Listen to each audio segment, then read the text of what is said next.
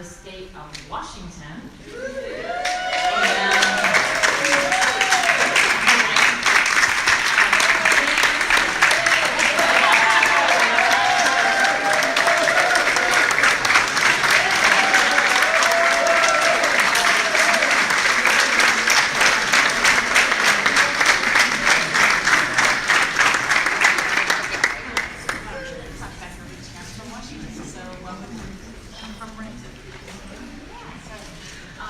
So Jay's here, and I'm going to let him have a couple of, the mic away, so we don't get this in anymore. So here's Jay. Thank you, Jay Inslee, Governor of the State of Washington. Can we give it up a teacher from one of the most diverse school districts? Good job. Well, I just want to say at the beginning that I agree with your principal message to America this year, and that is we need a badass as a president, not an ass.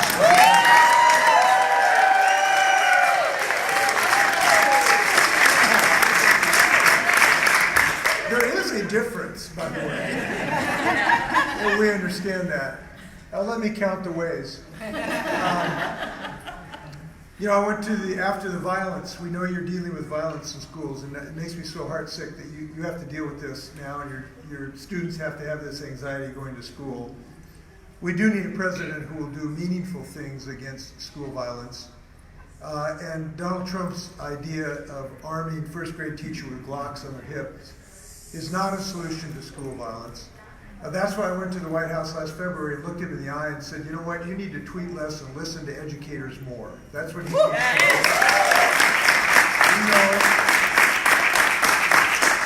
We know what our students need. They need better mental health support for their mental health needs. Yes. They need more counselors to deal with homelessness and addiction problems and domestic violence that makes your jobs tough and their lives great challenges. That's what we need in America, and educators really understand that. I've been glad to support you in this effort. By the way, this is not a new thing for me on this issue of gun violence. In 1994, I've been a congressman, a state legislator, now governor for 6 years. In 1994, I was a freshman congressman from the Yakima Valley. It was a red Republican small town district, and the assault weapons bill came up to ban assault weapons. And I knew that if I voted to ban assault weapons, I would lose my seat in Congress. I voted to ban assault weapons.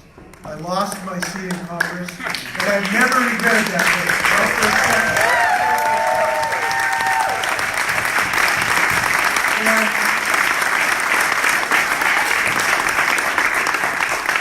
I've never regretted doing things, even though it's cost me politically.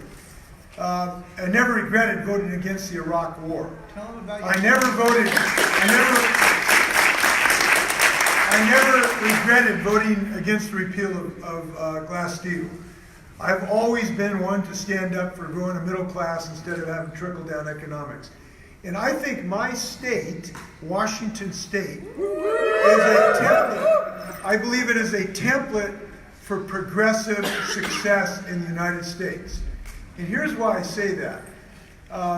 Donald Trump wants to brag about his economy. Well, you know, it's an economy where half the people in America haven't had a raise in 20 years. That is not a success. If you want to see a success, come to Washington State, where I've worked with WA in our union membership, and look what we've been able to achieve. The highest minimum wage in the United States. The best paid family leave law in the United States.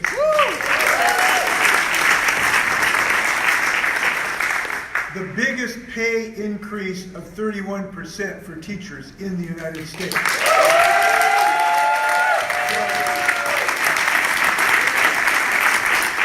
We are really radical in Washington State. We believe that women should get paid the same as men. And that's why I'm pleased that we've got the best gender pay equity laws in the United States. I'm proud to have been the governor to sign the very first net neutrality statute to protect, or not neutrality, net, you know what I'm getting at, in the United States. And I'm proud that we're still making progress on health care. We know we need universal health care. I'm proud to have been the first governor to sign the very first public option bill in the United States. So we have a public option now. So that we have the very first state program for the next advance in healthcare in the United States. And as a result of doing these progressive things, what Donald Trump would tell you is if you do these progressive values, it'll crater your economy. Well, guess who has the best economy with the highest GDP growth and the fastest wage growth in the United States? It's one of the most progressive states in the Union. That's Washington State. And that's a message.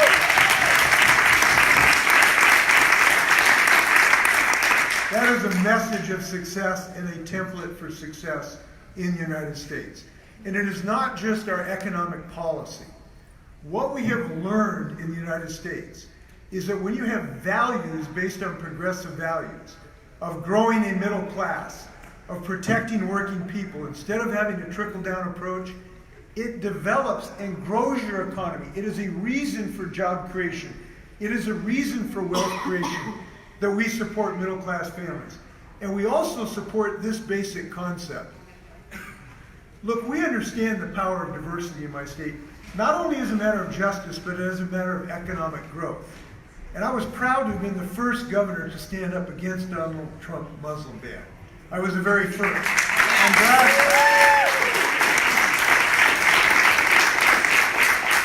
And I'll tell you, that's not just a one-off for me. A few weeks ago, we passed the strongest law in the United States to prevent Donald Trump from turning our law enforcement officers into mini ICE agents. And as a result of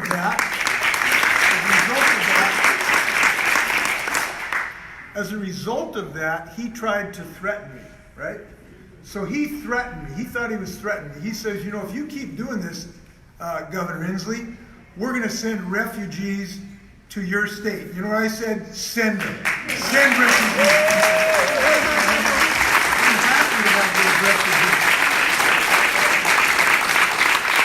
So I believe we have a message of how to beat Donald Trump, and that's progressive values that result in economic growth. Now I'm going to finish on something that, if you have heard my name at all, and I know most of you have not heard my name, what you've heard is he's the climate change candidate. Woo!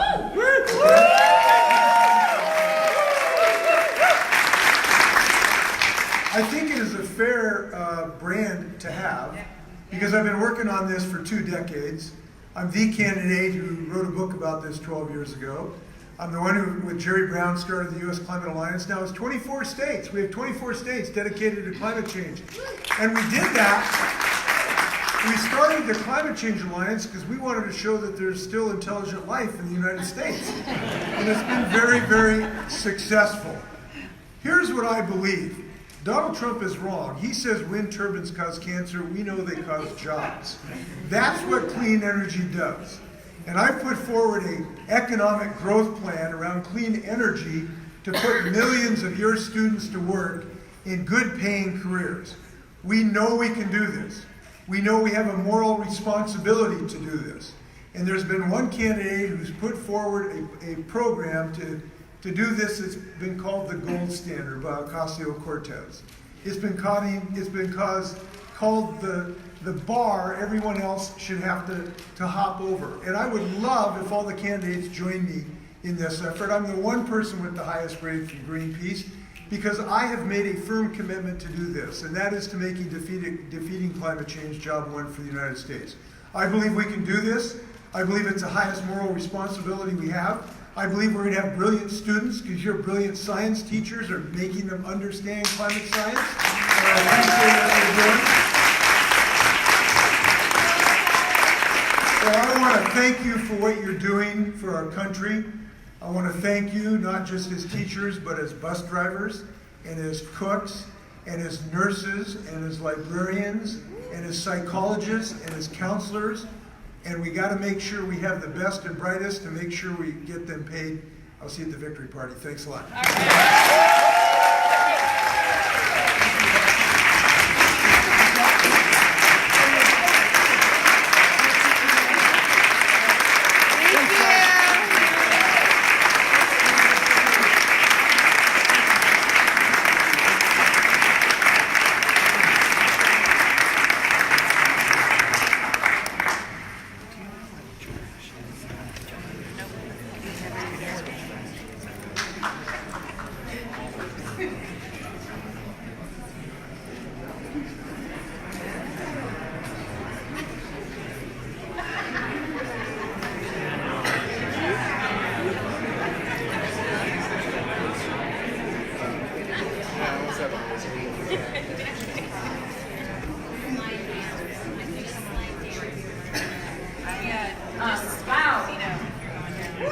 so excited to get another person coming into Caucus.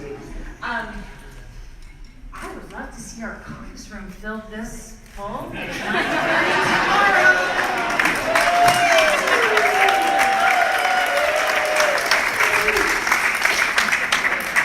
So I'm kind of watching the door to see if the next speaker is going to be in. So I'm vamping a lot today. So since there's so many people here, this is my last RA chairing this caucus.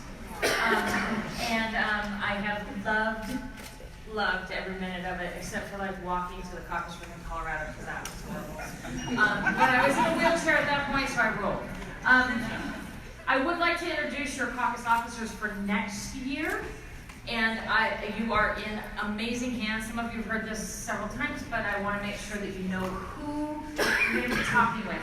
So Phil Sorensen is your new chair.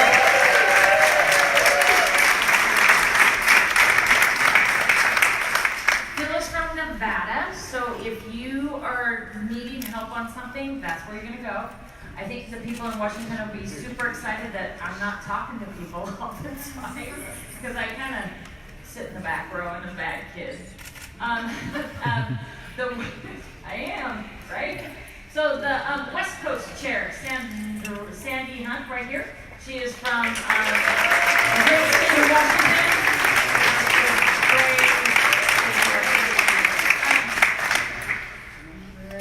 Brittany is the East Coast chair. So if you're on the East Coast,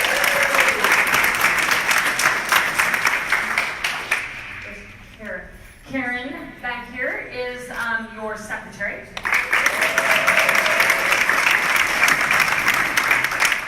And I like to color our bouncer because everybody that's in this room got to meet Shannon.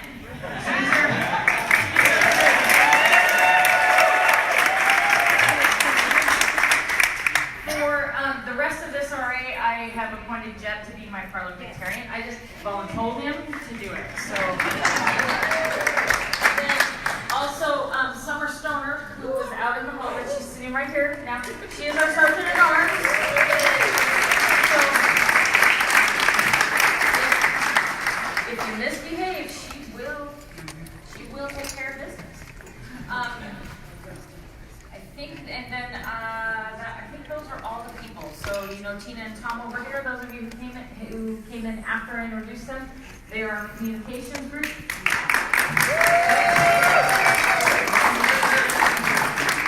And the other dignitary that I want to make sure is recognized is Mel as the ED of the.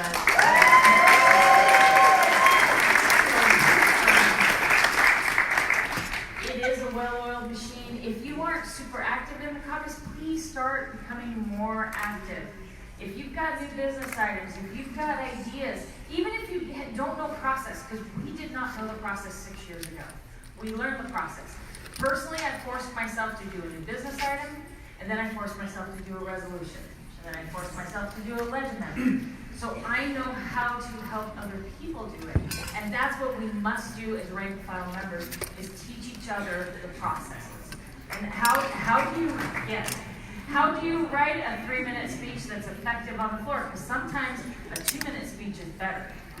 Especially if people are hangry and want to go to lunch. You get up there and speak for 3 minutes, they're like, how do you network? In this room, we've probably got many states represented. How do you network with the power of the people in this room? And then once also, as the caucus takes positions, share it back to your caucuses. You go in and you move, like, we endorsed Robert Rodriguez. He's our endorsed candidate one of the endorsed candidates. In Washington, I got up and moved that we also endorsed him in Washington.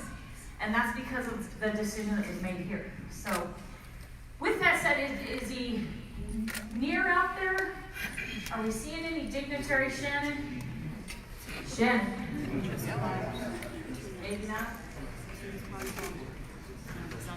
Is there anybody out there? He's coming. He's on his way up. Momentarily, I've been talking to the campaign. Super. Yeah. She'll let him in. She's going to make sure he goes back. Yeah. Give him a pass.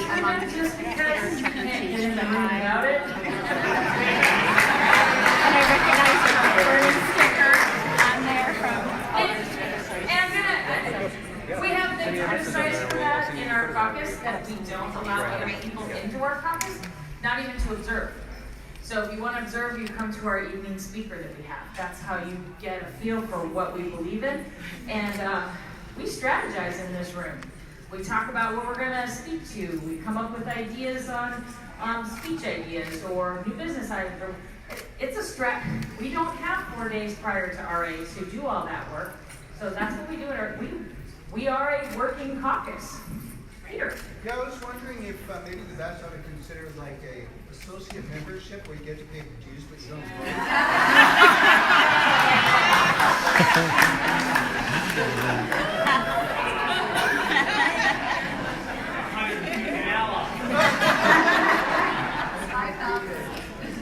Yeah, bundle it.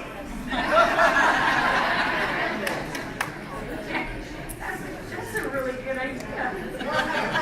Because there's a cherry after a main neutral. So, are there any other questions? Yeah. Can I have a point of personal privilege real quick? 30 seconds. Yeah. So I just kind of echoing what was said earlier, I want to encourage you to take back to your caucuses, your state caucuses, the ideas in here. Real quick, if you're from Arizona, can you stand up? I want to see show you how many people we've been bringing to the caucus.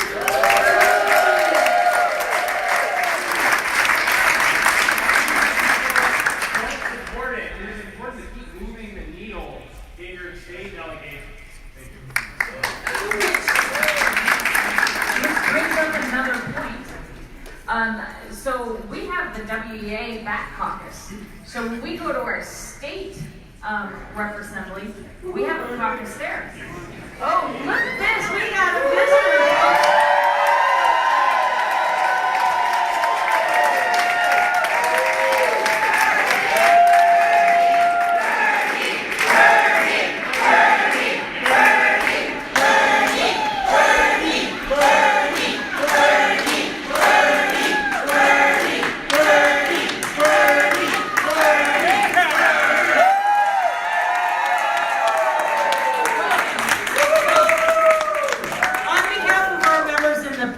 Teachers Caucus. We would like to welcome you to our caucus meeting.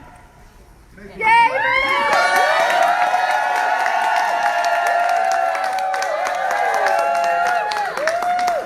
Well, as a badass senator, I'm delighted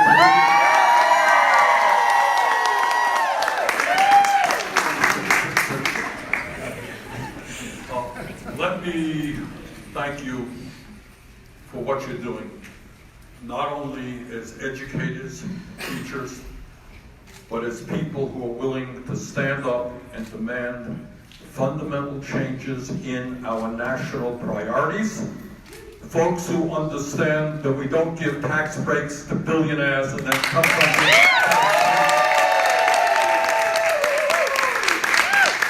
As I've been thinking about it today, it occurs to me that we're not just talking about quote-unquote education. We're talking about how we treat children in this country.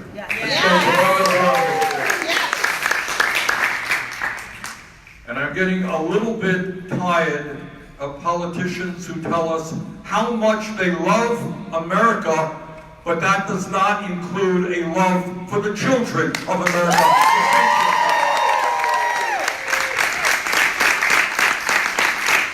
So before we even say a word about what goes on in the classroom, let's understand, as you know better than anyone else, that in America today we have the highest rate of childhood poverty of almost any major country on earth. In the minority communities, you're talking about 35% of our children living in poverty. You're looking at families who spend half of their limited income on housing. You, I imagine, are dealing with kids who don't get enough to eat. Yes. Kids who come from families where those families are struggling with opioid addiction, etc., etc. So to begin with, let us make a commitment that we understand as people who love America, that the future of America is with our children, and we will give them the respect and the dignity and the care and the love that they are entitled to.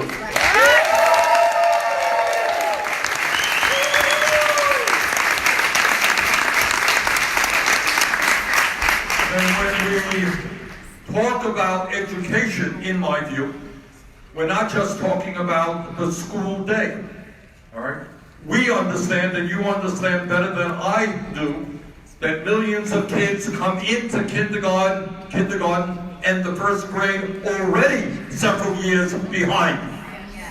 So let us understand that if mom goes to work, if dad goes to work, we don't want 3-year-olds sitting in front of a damn television for 8 hours a day.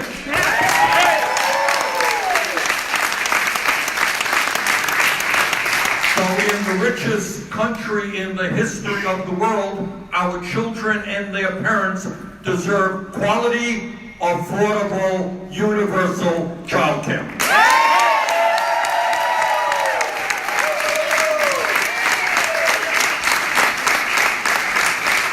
And then when we talk about traditional education, when we talk about public education, and I am a very proud graduate of PS 197,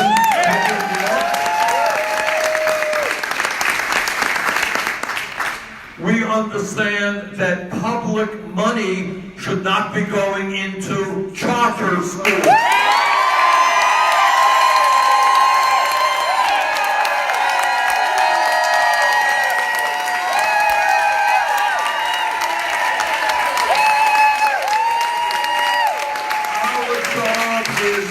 Our job is to strengthen public education in America.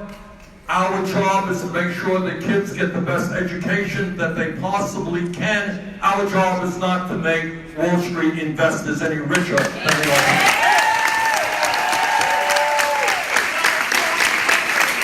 And that is why our educational plan is called the Thurgood Marshall Plan. Why it ends federal funding for for-profit charter schools.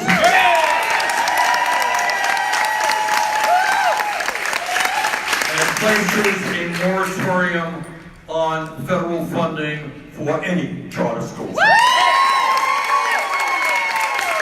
Until we better understand the impact that those nonprofits are having on public education.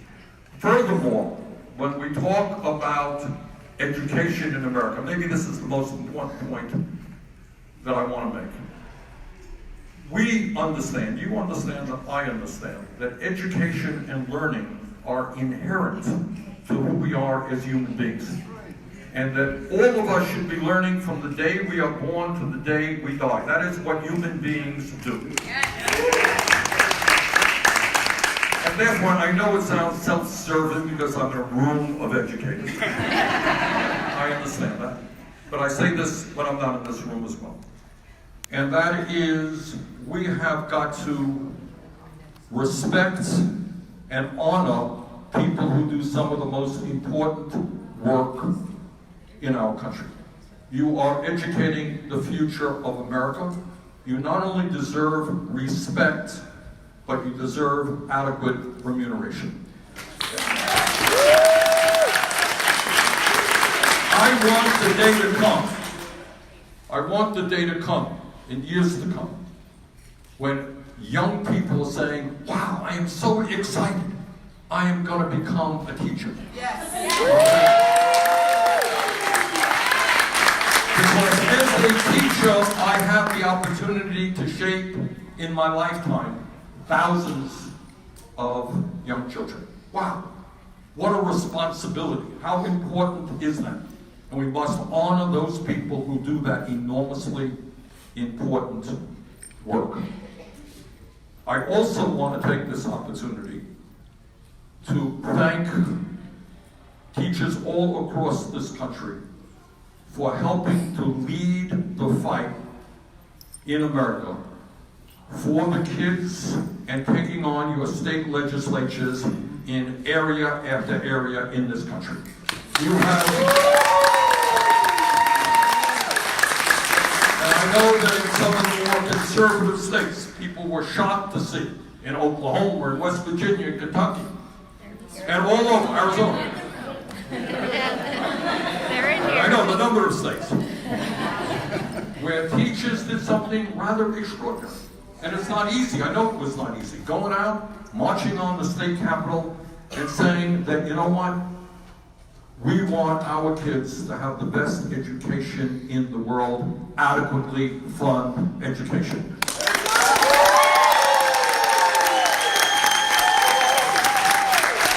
And by the way, you may know this and you may not, but the courage of teachers to be marching on their state capitol has reverberated all over this country, well beyond education. We are now seeing working people from coast to coast.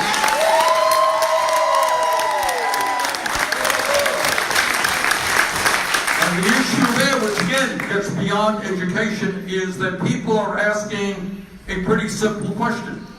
How does it happen that in America today, you got 3 people owning more wealth than the bottom half of American society? How does it happen that over the last 45 years, the average worker in this country, in terms of real inflation accounted for dollars, hasn't seen a penny increase in his or her wages? How does that happen?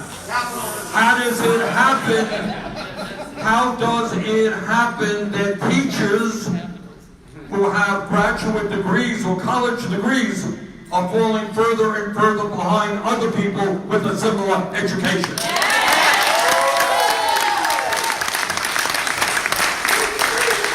How does it happen that teachers, in many instances, are forced to work 2 or 3 jobs? That is not the way we should be treating educators. So here is above and beyond K through 12. Let me tell you what we also have in mind. The world has changed, the economy has changed, technology has changed, and we're in a competitive global economy. In my view, K through 12 free public education is no longer good enough. We must make public colleges and universities.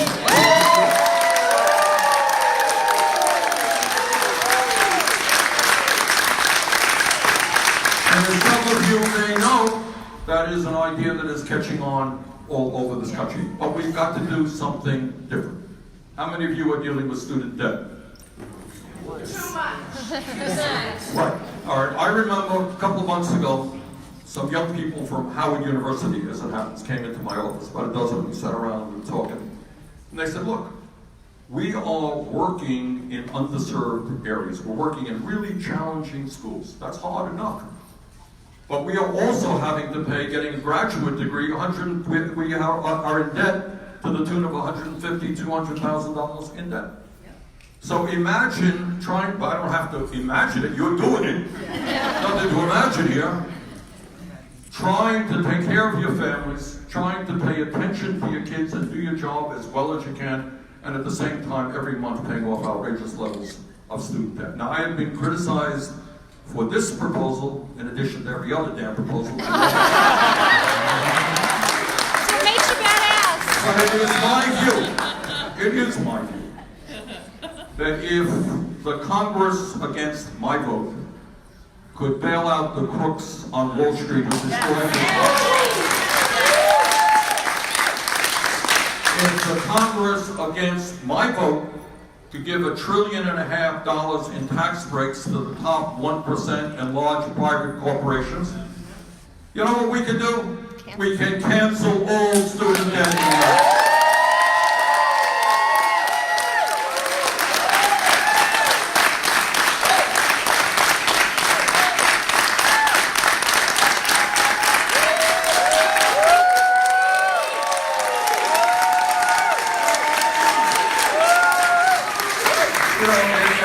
About people, every day, editorial page after editorial page, criticizes me for that. But it really requires now, and this is kind of what this campaign is about. Our campaign is about a political revolution in America. It's rethinking who we are as a society and where we want to go. I get tired that there's almost no debate about passing a $720 billion military budget. What's the problem there? Hey, no problem about giving giving massive subsidies and tax breaks to the fossil fuel industry who are destroying the planet. No problem about deregulating Wall Street to set them up for another crash. No debate.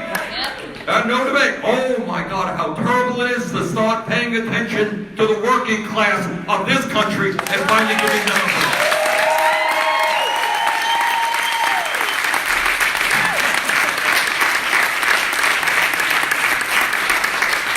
Our agenda is a unapologetically progressive agenda.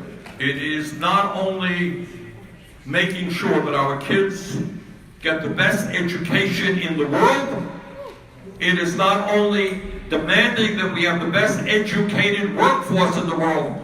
Some of you know that was the case 25 years ago. That is no longer the case. But our agenda also says, among many other things, that health care is a human right.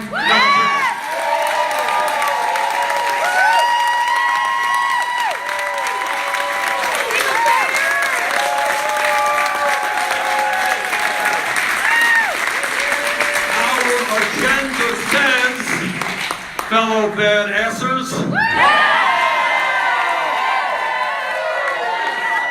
that if you work 40 hours a week in America, you don't live in poverty. We're going to raise that minimum wage to $15 an hour.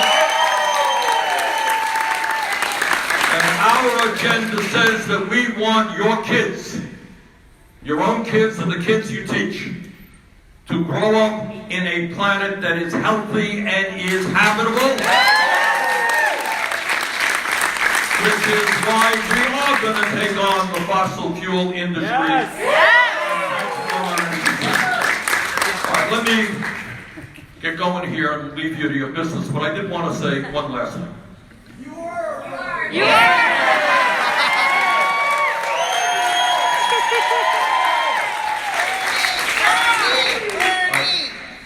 And what I wanted to say is I'm running against some really very good people. Some of my friends of mine, I've known them for years. I want all of you to know, and I think I can speak for every other candidate, that at the end of the day, obviously I'm here, I hope that I win, others will hope that they win. But at the end of the day, we all understand that Donald Trump is the most dangerous president.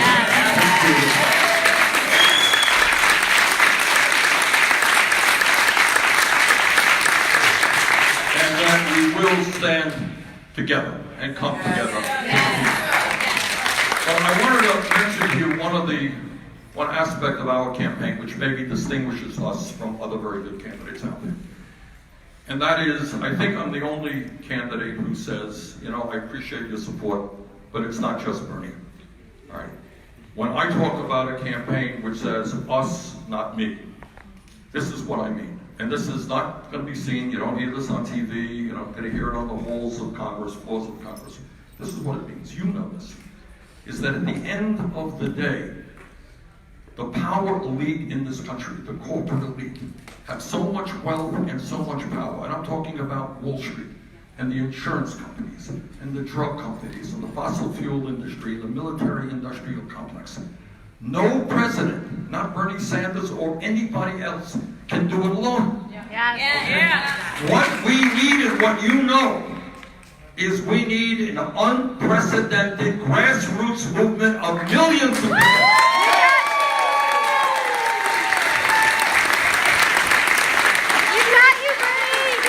A grassroots movement of millions of people telling Wall Street and the drug companies and the insurance companies that they cannot have it all. We're going to change the power structure.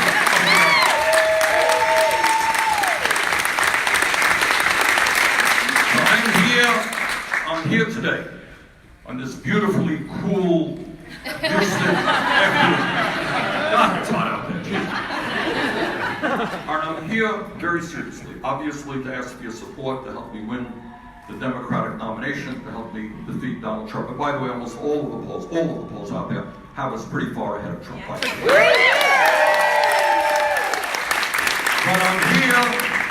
I'm here for something else. I mean this very seriously. I need your help the day after the inauguration.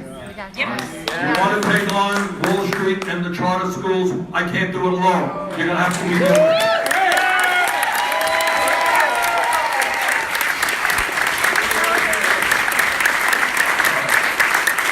So I just want to thank you all and tell you that I appreciate very much not only the great work you do with the kids of this country, but your willingness to stand up and fight for justice. Thank you very much.